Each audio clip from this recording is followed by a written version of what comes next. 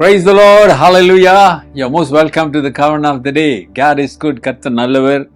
இயேசுவை நாமத்தில் வாழ்த்தி இந்த காலை உடன்படிக்கை தியானத்திற்கு உங்களை வரவேற்கிறேன். And today is 12th June 2026 Friday. Amen. கர்த்தர் நல்லவர். Amen. எப்படி இருக்கீங்க? விசுவாசத்தில் பலப்பட்டு இருக்கீங்களா? சோர்வடையாதீங்க. நன்றி செலுத்தி உற்சாகப்படுத்துங்கள். அதுதான் ரொம்ப முக்கியம். கர்த்தருடைய பிள்ளைகள் ஒருவரை உற்சாகப்படுத்த வேண்டும். சாத்தான் நம்மை அழிக்க வேண்டும், விசுவாசத்திலிருந்து மறுதளிக்க வேண்டும் என்றெல்லாம் திட்டம் போடுவான். ஆனால் அதற்கெல்லாம் இடம் கொடுக்காம தொடர்ந்து விசுவாசத்தில் பலப்படுங்க. சரி, இன்னைக்கான வசனத்தை பார்ப்போம். அது Galatians chapter 4 verse 15. குலேஷியர் 4ஆம் அதிகாரம் 15வது வசனம் verse 15. வாழ்த்துதல் சொல்ல போறாரு. ஏன்னா இந்த நிருபத்தை அவர் முடிக்க போறாரு, அந்த கடிதத்தை முடிக்க போறாரு. அதனால வாழ்த்துக்களா தெரிவிக்கிறாரு. Greet the brethren who are in Laodicea and Nymbias and the church that in his house. Hallelujah. லவோதிக்கியாவில் இருக்கிற சகோதரரையும் நிம்பாவையும் அவன் வீட்டிலே கூடுகிற சபையையும் வாழ்த்துங்கள். அல்லேலூயா. இந்த வார்த்தைகளை கவனிங்க. தமிழ்ல சபை என்று போட்டிருக்கிறது. ஆங்கிலத்தில் the church that is in his house. இதாங்க தமிழுக்கும் ஆங்கிலத்துக்கும் உள்ள வித்தியாசம். The church that in his house, வீட்டில் கூடுகிற சபையை வாழ்த்துங்கள். பொதுவாகவே சர்ச்னா கட்டடத்தை தான் குறிப்போம். இப்போ நம்ம சர்ச்ன்னு படிக்கும்போது they had a building, அப்படி அல்ல. ஆனால் தமிழ் அழகாக திருச்சபை, மக்கள் கூடுகிற இடம் சபை, திருச்சபை. இப்போ சர்ச்சுக்கு டிரான்ஸ்லேட் பண்ண ஆங்கிலத்தில் தமிழில் டிரான்ஸ்லேட் பண்ணால் ஆலயம்னு வரும். நாம் அங்கே ஆலயம் போடலை, சபை. வீடுகளில் கூடுறத சபை, திருச்சபை. அப்போ ஆதி சபையிலே ஆலயம் இல்லை, வீடுகள் கூடுகிறார்கள். அந்த வீடு தான் அவர்களுக்கு சபை.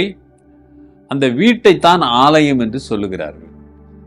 கிறிஸ்தவ மக்கள் கூடுகிற இடம் ஆலயமாக இருந்தது, சபை என்று சொல்லப்படுகிறது. அப்படி என்றால் when you say church, சபை என்று சொன்னால் அந்த சபைக்கு ஜீவன் உள்ளது. It's not a building, it's a people. Talking about people. இப்ப பவுல் சிறையிலிருந்து வாழ்த்துதல் தெரிவிக்கிறார். ஐயா, வீடுகளில் கூடி ஆராதிக்கிறீங்களே, அந்த சபை மக்களுக்கு என் வாழ்த்துதலை தெரிவிங்க. எங்கிருந்து சொல்லுகிறார்? சிறையிலிருந்து. He is in prison, sending greetings. அருமையான சகோதரனே, சகோதரியே, கர்த்தருடைய பிள்ளைகள் வாழ்த்துகள் சொல்லுகிற ஒரு ஜனமாக இருக்க வேண்டும். Greetings, greeting peoples. நலனை விசாரிக்க வேண்டும், அவருடைய பிரச்சனைகளை விசாரிக்க வேண்டும். ஏனென்றால் நம்ம கர்த்தர் விசாரிக்கிறவர். அவருடைய பிரதிநிதியாக இருந்து நீ விசாரிக்கிறவராக, வாழ்த்துதல் சொல்லுகிறவராக, ஆறுதலான வார்த்தை, நம்பிக்கையின் வார்த்தை, உற்சாகமான வார்த்தை. You must encourage people in the faith, dear brother and sister. பிரிசன்ல இருந்து என்கரேஜ் பண்றாரு. லெட்டர் எழுதி விசுவாசமா இருங்க, பலப்படுங்க, சாட்சியா இருங்க, don't worry, the Lord is with you. Why encouraging you? From where? From the prison. Why is in the prison? Because of he confessed Jesus is the Lord. புரிகிறதா அருமையான சகோதரனே, சகோதரியே? நான் நல்லா இருந்தால் தான் வாழ்த்துதல் தெரியும். இப்போ எல்லாரும் மூணு வருவாங்க, ஸ்தோத்திரம் சொல்ல மாட்டாங்க, யாரையும் பார்க்க மாட்டாங்க, சிரிக்க மாட்டாங்க. ஏன்னா அவங்க ஒரே சோகத்தில் இருக்கிறாங்களாம். அதல்ல, சிறையிலிருந்து வாழ்த்துகிறார்கள். கர்த்தர் என்னை விடுவித்தார், பாவத்திலிருந்து விடுதலைக்கு தந்தார், அவரோடு இருக்கிற பாக்கியத்தை கொடுத்தார். ஆகவே அது ஒரு பெரிய சந்தோஷம். ஆகவே எல்லா சூழ்நிலையிலும் நான் கர்த்தரை ஆராதித்து வாழ்த்துவேன். I will send and give greetings. அருமையான சகோதரனே, சகோதரியே, உன் விசுவாசம் தான் உன் வாழ்க்கையை பிரதிபலிக்கும். Your faith will reflect in your daily life. ஒப்பு கொடுங்க, கர்த்தருக்கு பிரியமானது செய்யுங்க. அவர் போதுமானவராக இருப்பார். அற்புதங்கள், அடையாளங்கள் உங்கள் வாழ்க்கையில செய்வார். ஜெபிப்போம்.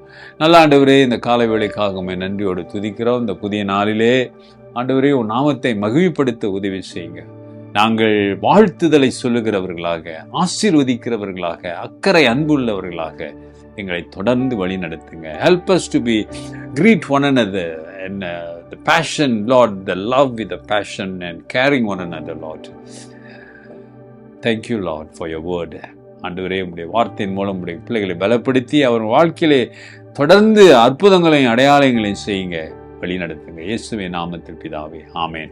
நமது ஆண்டவராகிய இயேசுவுடைய கிருபை, பிதாவின் அன்பு, பரிசுத்தாவின் ஐக்கியம் உங்களோடு உங்களை ஆசீர்வதித்து காப்பதாக. என் ஆத்துமாவே கர்த்தரை ஸ்தோத்திரி, என் முழு உள்ளமே அவர் பரிசுத்த நாமத்தை ஸ்தோத்திரி. என் ஆத்துமாவே கர்த்தரை ஸ்தோத்திரி, அவர் செய்த சகல உபகாரங்களை மறவாதே. ஆமேன். டியர் பிரதர் அண்ட் சிஸ்டர், சகோதரனே சகோதரியே, கர்த்தர் உன்னோடு தான் பேசிக் கொண்டிருக்கிறார். நல்ல ஆசீர்வாதமான வார்த்தைகள், வாழ்த்துங்கள், ஒருத்தரை உற்சாகப்படுத்துங்கள், உன்னை சோதித்துப்பார். Take care and God bless.